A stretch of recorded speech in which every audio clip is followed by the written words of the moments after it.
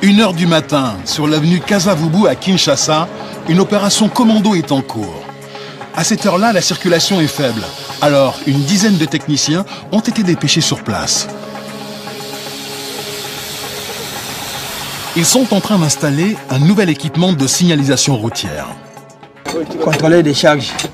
Ça contrôle tous les systèmes d'installation des panneaux solaires. Grâce aux panneaux solaires, ces machines n'ont pas besoin d'être raccordées au réseau électrique pour fonctionner. Et c'est tant mieux, car elles ont besoin de beaucoup d'énergie. Il y a le moteur, il y a les capteurs, tout ça qui demande vraiment une très bonne énergie pour que ça fonctionne. Les techniciens n'ont que quelques heures pour mettre en marche la dernière version de leur produit. Le robot roulage intelligent. Un robot humanoïde chargé de réguler la circulation de cette avenue très fréquentée. Et des machines comme celle-là, l'équipe doit en installer 2 dans les prochains jours. Des robots pour remplacer les agents de police. La formule a séduit le gouvernement congolais. Depuis 2013, 6 robots ont été installés au carrefour stratégique de la capitale, réputée pour ses embouteillages. Ils nous aident aussi pour l'efficacité. Ces robots indiquent la priorité aux automobilistes grâce à des feux placés sur leur structure et au mouvement de leurs bras. L'objectif, remplacer les policiers de la circulation qui ont une mauvaise image dans le pays. Il demande trop de l'argent, donc partout dans la rue, il fait ce qu'il veut. Alors les robots c'est mieux. Particularité de ces robots, ils sont fabriqués ici à Kinshasa.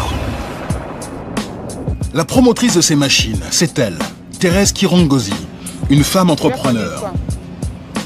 À 42 ans, cette Congolaise est à la tête de Planet J, une chaîne de 3 restaurants, un métier a priori très éloigné de la robotique. C'est autour du restaurant, la piscine on a érigé pour les enfants, de l'autre côté c'est pour les adultes aussi. Donc voilà, c'est un peu ça. En 2008, cet ingénieur de formation décide d'investir l'argent que lui rapportent ces restaurants pour financer des recherches sur les robots humanoïdes. Tu peux avoir une idée, tu peux avoir un concept, mais si vous n'avez pas le moyen que je parle, c'est de l'argent, du finance. C'est grâce à Planet J qui nous a permis pendant 4 ans de faire des recherches et arriver à faire sortir nos 4 premiers prototypes du robot dans la ville de Kinshasa. Ces robots, Thérèse les fabrique donc dans la petite cour derrière ses cuisines. Ça, c'est notre laboratoire de Forti. Dans ce petit atelier à ciel ouvert, les employés de Thérèse fabriquent un robot tous les 2 mois. Armature, peinture, électronique, tout ici est fabriqué à la main de façon artisanale. Résultat, chaque robot est différent. C'est comme des hommes, comme une personne, non? Nous sommes différents, tels que vous pouvez être plus costaud que moi. Ça, on essaie aussi de faire ça aussi avec des robots, surtout que c'est des robots humanoïdes. Des robots d'apparence différente, mais conçus tous selon le même modèle. Dans le thorax, il y a une contrôleur qui contrôle le bras, le fonctionnement de la tête et tout consort. Ça se trouve ici dans le thorax. Le contrôleur principal, ça se trouve ici, à l'intérieur. C'est ça qui contrôle tous les robots. Chaque robot est composé de plusieurs moteurs pour se mouvoir et de diodes de couleur pour représenter les différents feux. Ils sont aussi équipés de caméras de vidéosurveillance pour contrôler les automobilistes. Une technologie chère. Thérèse commercialise ses robots 12 millions de francs CFA pièce. Mais pour convaincre ses principaux clients, les États, elle a un argumentaire tout trouvé. Ça va aider les États à récupérer aussi l'argent dans les infractions routières. Avoir les images à temps réel de tout ce qui se passe dans un carrefour, réguler la circulation et puis aider les grandes personnes ou les gens qui n'ont pas étudié à bien traverser la route sans beaucoup de problèmes. Mais après 10 robots financés par les autorités de Kinshasa, les commandes se font de plus en plus rares. Alors, elle a changé son fusil d'épaule et propose maintenant aux entreprises privées de subventionner l'achat de robots. Pour les convaincre, sa dernière idée, permettre aux robots de diffuser des messages publicitaires. Justement, Thérèse a rendez-vous avec son technicien en chef pour régler les derniers détails de la voix du robot. Il faut mettre RTL. Assure votre sécurité. Et puis voix, ça fait pas vraiment un robot. Ça fait pas robot. Robot, quand il parle, tu sens vraiment que c'est robot qui parle, ça vibre. Si Thérèse accorde autant d'importance au son du robot, c'est qu'ils sont financés par un opérateur téléphonique. C'est son premier partenariat avec une entreprise privée. Les robots à des couleurs, c'est rouge et blanc, parce que c'est RTL qui a fait un don à notre ville de Kinshasa. Il a acheté au moins 5 machines qu'on doit installer, pas seulement dans la ville de Kinshasa. Il y aura une machine qui va aller dans notre province de Bas-Congo. Il y a aussi une machine qui va aller dans la province de Chopo à Kisangani. À Kinshasa, l'installation de ces robots a déjà commencé. 2 jours plus tard, sur l'avenue Kasavubu, c'est jour d'inauguration. Officiels, policiers, journalistes ont fait le déplacement. Dans quelques minutes, son premier robot de 2e génération va entrer en fonction.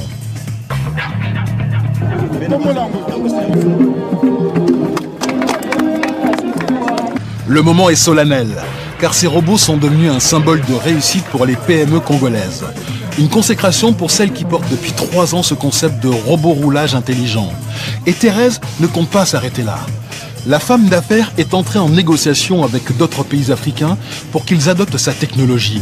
Peut-être les retrouvera-t-on bientôt dans les rues de Brazzaville, Luanda, Libreville ou encore Abidjan.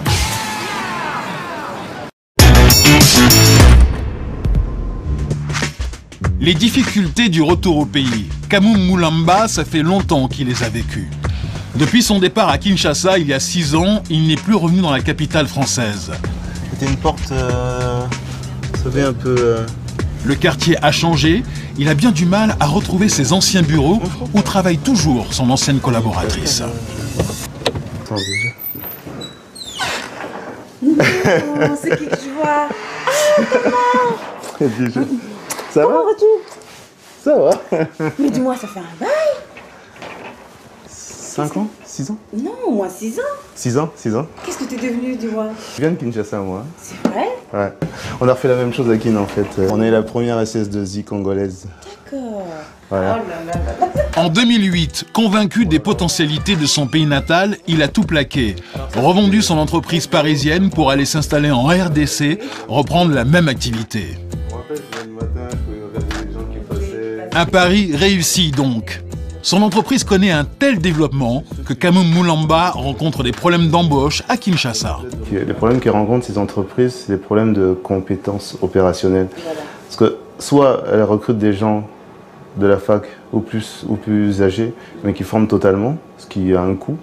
Soit ils profitent, ils cherchent en fait des personnes qui ont une expérience ici, en Belgique, aux États-Unis, et qui recrutent. Donc je pense qu'il y a quelque chose à faire, bien sûr. Mais si toi tu viens à Kinshasa, il y a quelque chose pour toi avec nous. Hein. Ah, mais ça... Non, mais ça me fait plaisir de te revoir, sincèrement. À mercredi alors déjà. Kamou Moulamba profite de son passage à Paris pour tenter de recruter des compétences. Au nom de Moulamba. Moulamba. Invité par le club Efficience qui regroupe la diaspora africaine de Paris, il vient ici pour partager son expérience et faire du networking. C'est avant tout pouvoir enrichir le réseau, avoir des échanges avec différents intervenants pour échanger sur les retours d'expérience, rencontrer des personnes qui travaillent entre l'Afrique ou entre la France et d'autres pays, pour savoir un peu comment ils procèdent, et également trouver des nouveaux débouchés commerciaux, oui, tout à fait. Ce retour de la diaspora est accentué par une demande croissante en provenance du continent. De plus en plus d'entreprises africaines font appel à des cabinets de recrutement pour trouver les cadres dont elles ont besoin. C'est ce que constate Dina Bassar, dont le cabinet spécialisé dans la finance a créé il y a 5 ans une filiale dédiée à l'Afrique. On est autour de 10 demandes par semaine qui nous arrivent directement via notre site internet. Ce qui veut dire, sur 52 semaines, qu'on est autour de 500 demandes de recrutement de cadres pour l'Afrique via notre site internet. Sans compter les clients qui nous connaissent déjà et avec lesquels on est en relation directe, et sans compter notre propre démarche d'aller rencontrer en Afrique les clients pour justement trouver de nouvelles opportunités. Donc il y a ici un réel marché.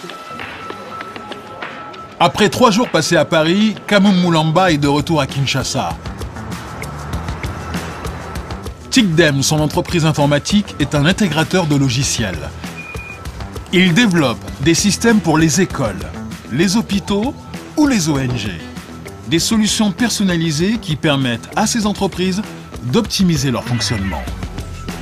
Contrairement à ce qui peut se passer dans des pays plus industrialisés, les chantiers numériques sont vraiment très importants, mais la perception de l'informatique n'est pas très précise. L'informatique, ça veut dire Word, ça peut vouloir dire Word, ça peut vouloir dire un logiciel très complexe.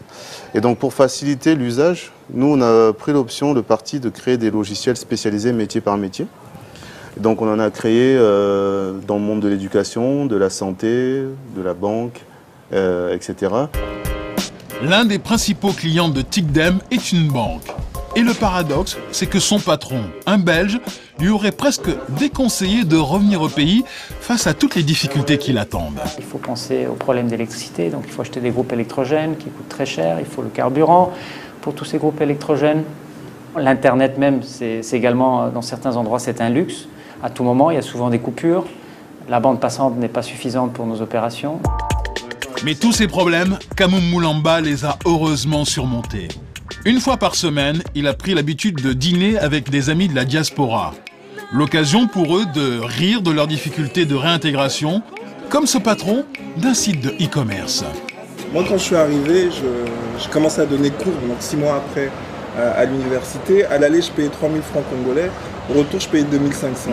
Et puis des fois, c'était 7000, 2000. Mais c'est le même trajet, la route n'a pas grandi. Qu'est-ce qui se passe? Quand nous sommes arrivés ici, il a fallu réapprendre à maîtriser l'environnement malgré tout. Je me lève le matin à telle heure, comment est-ce que je me déplace, comment est-ce qu'on dépose le petit à l'école, comment est-ce que je vais dans mes rendez-vous professionnels.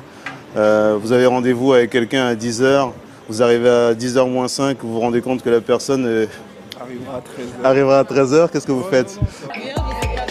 Le poids de la diaspora africaine est estimé à 30 millions d'individus. Sur ce chiffre, les candidats au retour sont encore une infime minorité. Mais qualitativement, ils sont très importants, car ce sont des cadres, des patrons formés et entreprenants qui font le pari de revenir au pays, et ce, pour le plus grand profit du continent. Quel est le point commun entre l'hôtellerie, la restauration, un garage et une société de forage ? Ce sont autant de fonctions support dont ont besoin les multinationales. Un investisseur congolais en a fait son business. Regardez. Ce soir à Kinshasa, c'est l'heure du grand départ. Pacifique KHA se prépare à partir à plus de 1000 km de la capitale et il ne fait pas le voyage à vide. Prends les 2 bagages, tu mets dans la voiture. Ça par exemple, c'est du riz parfumé. Il y a quelques récipients pour les sauces, hein, mayonnaise, ketchup, moutarde. Comme à chaque départ, le père de famille prend le temps d'embrasser ses enfants et sa femme avant d'entamer un long voyage. Le businessman part rejoindre les entreprises qu'il a implantées à l'autre bout du pays. Direction Bunia, au nord-ouest de la RDC. Une ville de 300 000 habitants en plein développement sur laquelle il a tout misé. À quelques kilomètres de l'aéroport, Pacifique a bâti 2 lodges il y a 1 an et demi. Un hôtel haut de gamme qui propose des services jusque-là inexistants à Bunia. Aristote, tu peux venir m'aider à décharger les valises s'il te plaît? À l'intérieur, une dizaine de chambres, un bar ou encore un restaurant. En cuisine, Pacifique s'assure que la marchandise qu'il a ramenée est bien inventoriée. Quand on t'emmène le colis comme ça, tu jettes un coup d'œil. Il faudra réceptionner le tout et comparer avec le packing list qui vient de Kinshasa. Il était prévu qu'on vous emmène 10 cartons de poulet, ce qui fait 100 pièces. Et une fois par semaine, on fera le même exercice. Avec cet hôtel, Pacifique vise surtout la clientèle d'expatriés, les salariés des multinationales ou encore les représentants des ONG. Alors, quand il innove sur les menus, c'est en pensant au goût des Occidentaux. Ça, c'est une expérience qu'on va tenter. C'est des saucisses pour faire les hot dogs. On va faire une grande promo d'ici la semaine prochaine pour essayer de voir si le personnel expatrié ici à Bunia, parce qu'il y a beaucoup d'Américains qui sont arrivés, ils aiment bien les hot dogs, on essaiera de voir comment leur préparer la choucroute et leur faire des hot dogs. On espère que ça pourra être un produit phare. Peut-être qu'on en vendra 100 ou 200 par jour. Car la stratégie de Pacific, c'est de faire du business grâce aux multinationales pour répondre à tous leurs besoins. Et ils se développent tous azimuts. Là où elles s'installent, ils créent des hôtels, des garages et même des restaurants. Des établissements haut de gamme où il accueille les salariés d'entreprises étrangères. Patrick vient d'arriver pour le compte de Orange. De l'autre côté, c'est Oxfam. Là, il y a la Robank. Pour satisfaire cette clientèle exigeante, Pacific doit respecter les standards internationaux. Même chose côté hôtel. Dans ces lodges, les chambres doivent être impeccables. Marie Moukeba est la gouvernante du lodge. Tous les jours, après le passage des femmes de ménage, elle fait le tour de chaque pièce. Je vérifie les draps si c'est propre, si on a changé des draps. Quand je vois tout ça, c'est OK, je ferme et puis je sors. À l'intérieur, l'équipement et le mobilier sont modernes. Une grande première dans la région. Surtout, cet hôtel offre tout le confort d'un établissement de la capitale, avec un accès à l'électricité et à l'eau chaude 24 heures sur 24. La différence avec beaucoup d'autres hôtels, du moins des clients qui nous viennent, disent toujours merci pour le fait qu'ils n'ont jamais vécu une nuit sans avoir l'électricité ou encore de l'eau. Et l'eau arrive avec la pression. Donc, ils ont de l'eau chaude dans leur chambre à tout moment. Un luxe rendu possible par Pacific lui-même. C'est lui qui a construit le réseau d'eau et d'électricité. Coût total des infrastructures, plus d'1 milliard de francs CFA. Mais à l'écouter, l'investissement va très vite être rentabilisé. Ce site fait à peine 30 mètres sur 20 mètres. C'est 600 mètres carrés. Mais 5 chambres, c'est un potentiel de $500 par jour. Et $500 par jour, à 30 jours, c'est $15 000. C'est grâce à son propre parcours professionnel que Pacific a eu l'idée de se lancer sur ce marché. Moi-même, j'ai travaillé par le passé pour les Nations Unies, j'ai travaillé pour le groupe Angola Ashanti et nous avions souvent beaucoup de difficultés à loger nos cadres qui venaient en mission. La qualité ne suivait pas. Et donc, j'ai identifié cette niche et on essaie de voir dans quelle mesure on peut combler ce déficit que nous avions d'un point de vue infrastructure au niveau de Bunia.